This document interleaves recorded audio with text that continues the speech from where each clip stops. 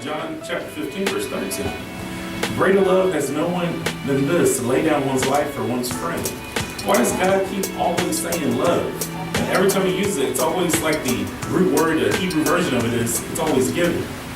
Nowhere it says God's like asking for you to receive something. He wants you to praise him. He never says things like, okay, love me, and whenever I love you, here's what I want you to do. I want you to go over there and I want you to destroy all these buildings, and then I'll love you. No, he said, I'll love you. And when you love me back, all these things will happen for you. That's why it's a fruit of the Spirit. How you know someone's a Christian is by watching their actions. Because remember, like Dad says, Tim says, and almost every preacher says, people you do not know that's watching you, they're sitting there looking at you, seeing how your fruit is. They're trying to see if you're that person that hates. Trying to see if you're that person that always puts people down. See if that person doesn't want to bring someone up when somebody messes up. And it's easy to fall into because life's hard. Amen. Life's very hard. People treat you bad all the time. That's right. But here's the thing. You're not part of this world. You can't fall into that system. You got to rise above it. It's very hard because it's not easy. The path, the right path that God puts you on is not an easy path. Because everything in the world is trying to make you not love. It's trying to take something from you. That's why you have some people, like I have friends who don't believe in marriage whatsoever because they watched their mom or their dad get burnt over and over again. And when Satan sees, he's like, I got them. They don't believe in love. He's I'm good with that. And so all I do is I keep them pushing. So what you got to do is you got to sit there and get to say something. Yes, I've seen all these people fall down. Yes, I've had problems. Yes, this person treated me badly. Yes, this person may have divorced them. This person's marriage may be broken. But God says if I keep on loving and I keep on following all of his tenets, I will get the fruits that I'm endeared to and I'm promised because God said I can have it. Why is that? Because we have to love. It's hard. It's not easy. Amen. But you still have to do it. And it says in 1 Corinthians chapter 16, verse 14, let all that you do be done in love. That's, again, something really, really hard to do because, like people said, it's very easy to be petty. It's actually kind of fun. But you have to make sure you don't fall into it too much. I'm not saying let people walk all over you. I'm saying don't stick into it. When you see yourself going down that path, you got to do a pivot. And remember some verse in the Bible that'll bring you back. And like people say, I'm going to put my religion on the shelf. I can't remember if it was my grandma, it was Chris, or who it was that said it. You got to watch out and keep putting it on the shelf because what happens is you won't be able to find it. It's a shelf to get further and further away. Then what happens, like I say, you go to the library and someone forgot to file something properly. That's like you putting your religion on the shelf. You're like, I thought I put that in section B, but maybe it was in section Z because you lost it. You didn't keep using it. You didn't keep reading it. You didn't keep loving. And since you didn't keep loving, now you've lost it. But God said, it's okay. Ask for forgiveness and come on home because you know why? That's what love is. Love forgives. Love cares. Love never judges. And it says right there in 1 John chapter 4, verses 18 through 19. There is no fear in love. But perfect love drives out fear. Because fear has to do with judgment or punishment. The one who fears is not made in perfect love. We love because he first loved us. Always remember, no matter how bad life is, no matter how bad that spouse, that person that you're dating, that person on the job, that family member, that stranger that's treating you bad, God said they're bad, but guess what? That's why I'm here. If no one else in the world loves you, know that I love you first. Because I gave you my son so that way you can come on home. No matter how many bad things you do, because that's one of the things we have a problem is in the church or without the church. We think we've done so bad that we can't come back home. And like the prodigal son did, he did all that bad. He had his son, he had his family, he had everybody there, but he sat right there just like God does, waiting for you to come on home. All you gotta do is just make that effort. Come back with full forgiveness. And hear what he does? He has his open arms and brings you right on in. Because God says, I love you first. I'm always here. All you have to do is just love. And when that love means you have forgiveness. It means you're compassionate. It means you don't judge. It means you don't fear. It's hard to do. It's something you have to do every day. That's right. Yes, you're going to fall. You're going to forget. But when you remember, come on back home. Amen. So now we'll jump over to Corinthians chapter 13, verse 13. So now faith, hope, and love abide. These three, but the greatest of these is what? Love. Why does the Bible keep telling us over and over and over again? Because if you ever can conquer that little hurdle, that little roadblock that the devil's put there for you, if you can just remember one thing, love somebody, love your neighbor, love everybody as yourself, life will be better for you. I mean, people will sit there and they'll be walking into work and every place. They say, why are you smiling? You know I'm smiling because I know one thing. No matter how bad the day gets, no matter how rainy the day may be, no matter how dark the night, no matter how sick the person may be, I've got a Father that loves me. Amen. And because I know that He loves me, I know I'm protected. I know no matter how bad it is, if I fall down, I know He'll be right there to pick me back up. I know when I walk through a situation, I know I have angels around about me because why God loves me, He put that protection around me. All I have to do is follow.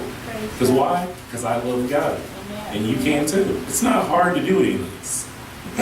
Everything you do, all you have to do is open up a computer, a tablet, a book, a phone, and just do a simple search. It's never more easy than it is right now to read the Bible. Amen. People are like, I can't memorize it. They're not expecting you to memorize it. Here's what happens. If you keep reading more and more, guess what happens? It becomes ingrained in you. Amen. And then the Spirit of God will come to you and give you the words you need said because you read it. He's like, it's in there all the time because people forget one thing. Everything you read is never forgotten. It's always in you. And what the Spirit of God is, I'm going to bring it out of you. All I ask you to do is read it and read it in love. Amen. And you can make it. We'll go over to Proverbs chapter 10, verse 12. I'm hitting like rapid fire, like Mom likes to do. Basically, just make a note of it later, write it down later, so you don't need to worry about it. Because I'm cheating, I have it all written down right now. Right. It says, hate stirs up trouble, but love forgives all offenses. That is extremely hard for people to do. Just like you have that fight with your brother, your sister, your spouse, co-worker. And you say, I'll forgive 9 of the 10 things they did. I'm going to hold on to that one. And I'm going to hold it over your head, and I'm going to make sure you remember it every day. That's not what it says right there. It said love forgives all offenses. God's like, judgment is His, not yours. Because what happens is, like if you sit there and laugh about it, the judgment stops. Because you know why? It's not for you. It's for them. So now I got to stop what I was doing with them, and I got to work on you. That's why what you do is you let it go. Don't worry about anything. Because remember, love doesn't fear, love doesn't worry, love doesn't hate. Love forgives. Because remember, you have to give. That's what love's all about. It's about giving. It's not about receiving. That's a byproduct. It's going to happen. If you keep on giving, guess what happens? It's a law. It's like people say the law of gravity. What goes up must come down. Well, that's a law. That's a law in the gospel. And God says that's a law I put in society and I put in life. If you give love, I can't help but give it back to you. That's why He said, I'm God, not them. I'm God. I'll make it. So we'll jump over to Ephesians chapter 4, verse 2. Be completely humble and gentle. Be patient, bearing with one another in love. The first part that's really, really hard for a lot of people.